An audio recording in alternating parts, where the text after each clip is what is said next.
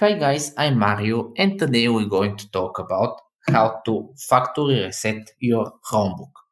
Resetting your Chromebook is not a big deal since most of the information you store is on your Google account. But keep in mind that all your local files will be deleted along with your Wi-Fi password and all the settings you set up on your Chromebook. So anyway, to restart your Chromebook, just tap at the clock to open this menu. From here, tap the wheel icon at the top.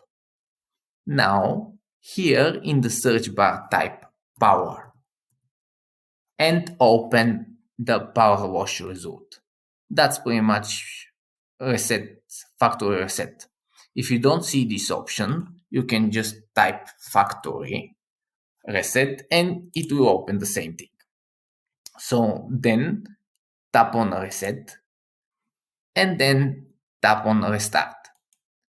After you tap on that, your computer will restart many times, few times, and after that you will just rework to your Wi-Fi and to your Google account. That's pretty much it. Thanks for watching. If you like this video, give it a like and subscribe to see more.